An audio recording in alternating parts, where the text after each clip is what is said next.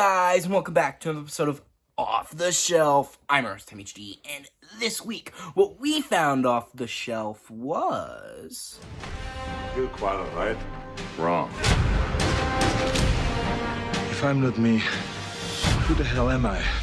You wouldn't hurt me. We're married. Consider that a divorce.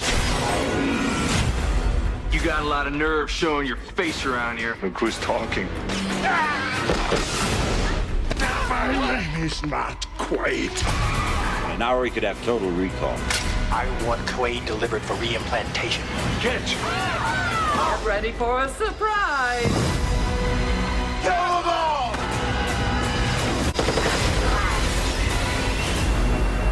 We hope you enjoyed the ride.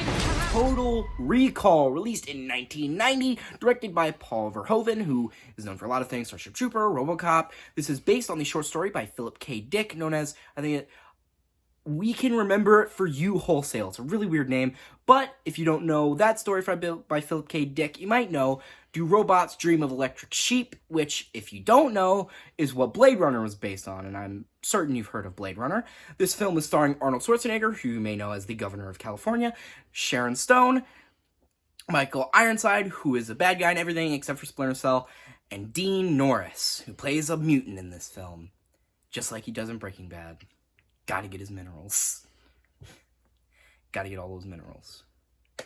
I do too. But this film is a action sci-fi film, and I'd say it might be a classic. A action sci-fi classic. Or at least an oldie. A goodie. An oldie but a goodie. And I will say, this film is not very deep. Right? I mean, it has a message in there about, like, corruption and stuff. But really, this film is just stupid and fun. And it's like a lot of Verhoeven's action films. Like RoboCop. You're not really supposed to take RoboCop very seriously. Obviously, there's, like, a message there. But you're really just supposed to have fun with RoboCop. Same with Starship Troopers. Like, you're supposed to have fun with these kind of movies. And I could tell this was a Paul Verhoeven movie because of the uncanny practical effects. Like, how fucking weird they looked. Like, just, like, there's something about his movies where there's really weird-looking practical effects. Like, it's just, there's something off about them. But, yeah, this movie was good. But what I will say, I do like the premise of... I think you guys know how much I like me some psychological, like, thrillers and psychological horror. Perfect Blue is downright one of my favorite films ever made. It's just so good, and I could talk about it for hours. But the reason I liked it so much was because it fucked with your head, right? That's why I like psychological thrillers, is because they keep you guessing, right? It's, like, really, really fun to watch psychological movies, because you never know what could be real, what could not be real, what could be reality, fake. Like, it's really good, right? I love those kind of movies, because they get in your head, too. Psychological horror especially gets in your head. That stuff's really good. But, like, obviously the premise of this movie could have been turned into a psychological thriller. You know, this guy who's just like an average Joe, works a construction job, wants to do more, and he goes to this, like, virtual vacation place where they can implant memories into his head that he can live through and have, like, a virtual vacation, pretty much. But, like, throughout the film, it would, like, keep you it keeps you guessing, like, is it real, is it not real, you know, is this just a dream, or is this reality, type of thing, which I love. But this film, obviously being a big blockbuster action film, it's not really gonna dive too heavy into the psychological aspects of this film. I mean, by the end of the film, there is a bit of vagueness, so maybe all of it was a dream, because literally everything that happened is what he requested at the beginning for his vacation, right? For his thing. That is exactly what he requested, right? So it kind of leaves it up in the air, like, was it real or was it fake? It doesn't really say. Because the screen goes white, too, so is that, like, him waking up? Maybe. So yeah. I think it's cool. I mean, even though it didn't go dive into, like, some really interesting aspects, you know, with psychological and stuff, it was still fun. You know, overall, it was still a fun, enjoyable film. You know, it was ridiculous. Fucking Arnold was just one-liner after one-liner, pretty much. He was just just fucking going and going. Just, like, I feel like every other scene had a one-liner from him as he killed somebody, and it was ridiculous. And there was twists and turns everywhere. Twists here, twists there. Betrayal here, betrayal there. Ugh. Like, there was this taxi driver, like, just this, like, taxi driver that Arnold met, and he drove him to a bar, right? And then he just started following him, and I guess Arnold was friendly with him, but then he turned out to work for the bad guys. So then Arnold murdered him with a drill. Yeah. Then,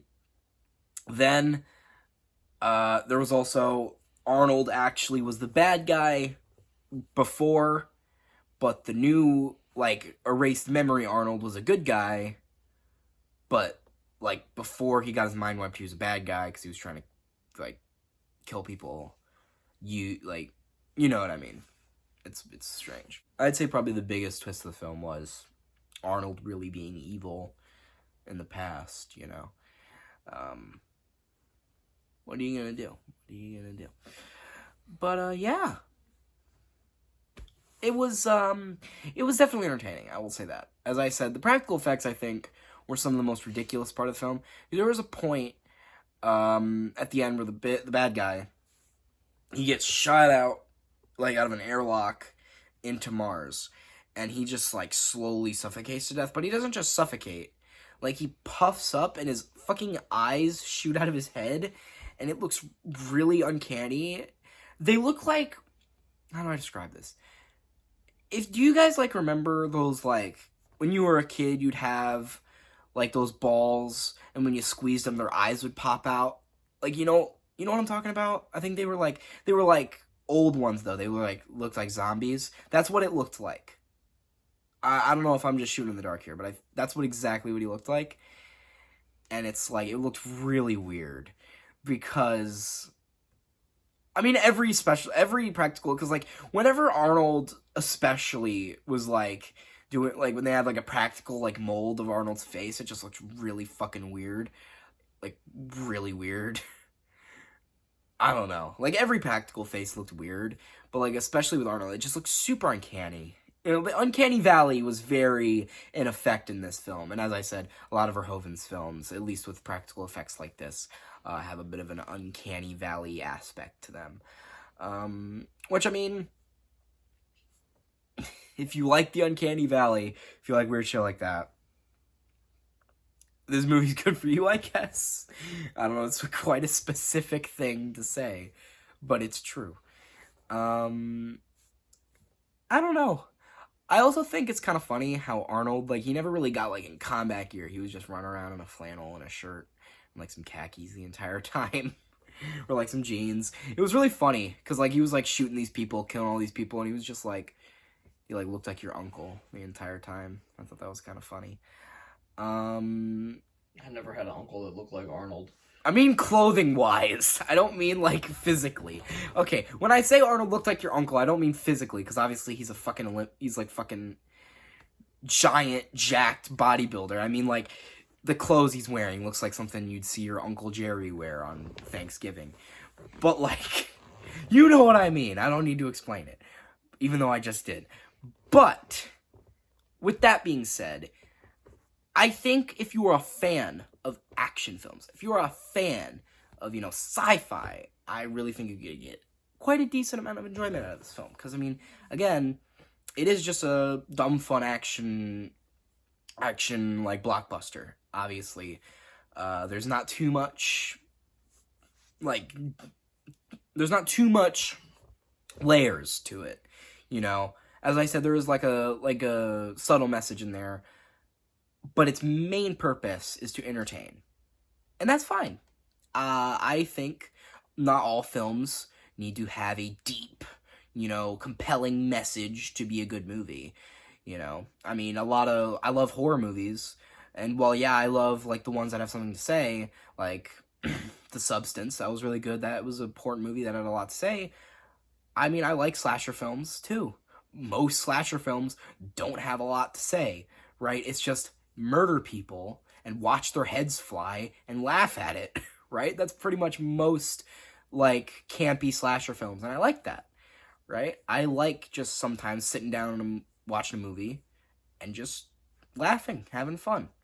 And this is the exact kind of movie this is. And I think, if you like Paul Verhoeven's movies, I do think you'd get enjoyment out of this if you haven't seen it already, which if you're a fan of Paul Verhoeven, I guarantee you probably already have. But, and the slight chance that you haven't, you probably should, because I think it's good.